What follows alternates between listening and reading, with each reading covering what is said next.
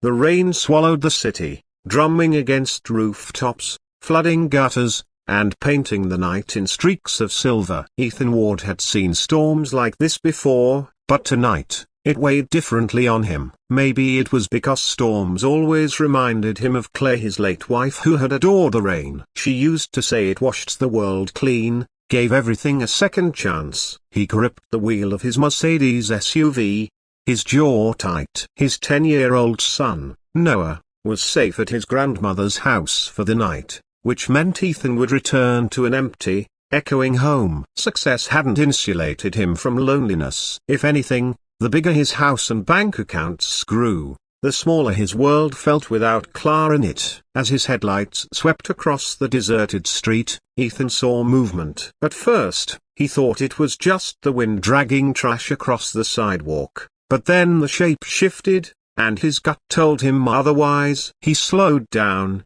and the sight made his heart lurch. A girl, maybe 16 or 17, sat crumpled against a brick wall. Her hair clung to her pale face, her clothes soaked through. Next to her lay a broken pair of crutches, one snapped in half like a twig. Her body trembled as sobs tore from her chest, though the storm tried to hide the sound. Ethan pulled to the curb, hazard lights blinking, and stepped out into the rain. Water plastered his shirt to his body, but he didn't care. "Hey!" he called gently, keeping his tone low so as not to startle her. Her head jerked up. Wide eyes stared at him with a mixture of fear and defiance. "Don't a broken bar, don't come near me," she croaked, shrinking back. Ethan stopped where he was, raising his hands slightly. "It's all right. I won't hurt you. I just a broken bar saw you here, and it looks like you need help." Her eyes darted to the broken crutches, then back at him. "Nobody helps people like me," she whispered bitterly. "They just walk past." The words stabbed him. He thought about all the times he had been too busy, too focused on deals and deadlines to notice the small sufferings around him. Tonight, though, he couldn't walk away. "What's your name?" he asked. She hesitated. "Leela." "Leela," he repeated softly. "I'm Ethan." "Listen, I know you don't know me, and you have every reason to be cautious. But you can't stay out here in this weather. You'll get sick or worse.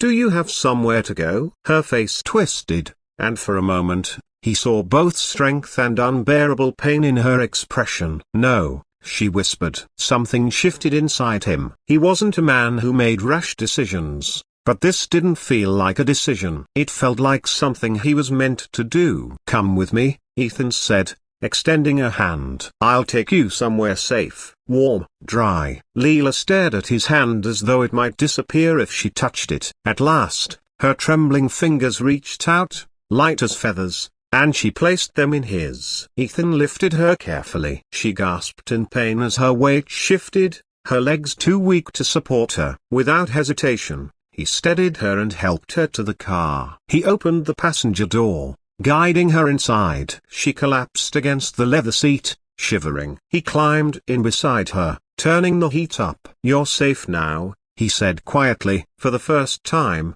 she looked at him fully, her eyes glistening with both suspicion and something else, hope, fragile but alive.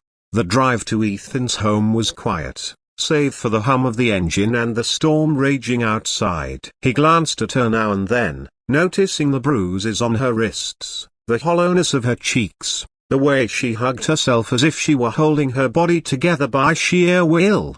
When they pulled into his gated driveway, the sheer size of the estate seemed to overwhelm her. She stared out the window, eyes wide. "You broken bar, you live here?"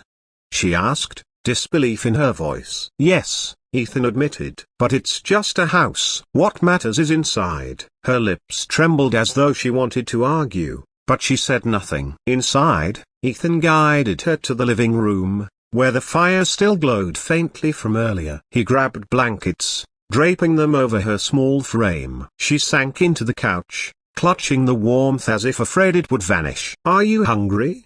he asked. Her silence answered for her. He headed to the kitchen, returning with a steaming bowl of soup.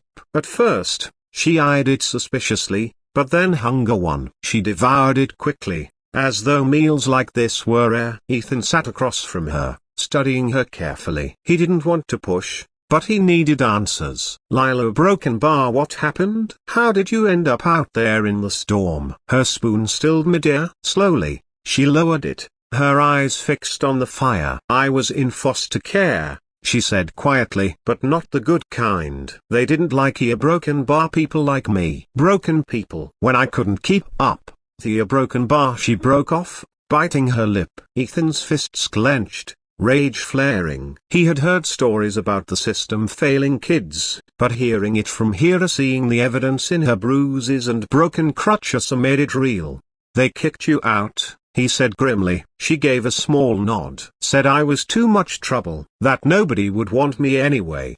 His chest ached. They were wrong. Her head snapped up, eyes shining with tears. You don't even know me. Maybe not yet, Ethan said, but I know you didn't deserve what happened. And I know you deserve better than being left in the rain. For a long moment, they stared at each other, and something shifted in the room, an invisible thread binding them. Later that night, after she'd showered and changed into clean clothes Noah had outgrown, Ethan checked in on her. She was curled up on the guest bed, clutching the blanket as if it were a lifeline. Thank you, she whispered, her voice fragile. You don't have to thank me, Ethan said gently. You just rest now. We'll figure the rest out tomorrow. As he closed the door, he couldn't ignore the gnawing in his chest. This wasn't temporary. Somehow, he knew Lila had just become part of their lives. The next morning, Noah came home. Ethan had worried about how his son would react to a stranger in the house, but the moment Noah met Lila, something remarkable happened. She sat awkwardly at the breakfast table, clearly unsure of her place. Noah, with the natural bluntness of a child, asked, "Who are you?" Lila opened her mouth, then faltered. "This is Lila," Ethan explained gently. "She's a broken bar staying with us for a while." Noah tilted his head, studying her. Then, to Ethan's surprise, he smiled. "Cool. Want some pancakes?" Ethan watched as Lila's rigid posture softened slightly. She nodded, and for the first time, a ghost of a smile appeared on her lips. In that small, ordinary moment, Ethan saw something extraordinary, the possibility of healing for her, for Noah, for himself.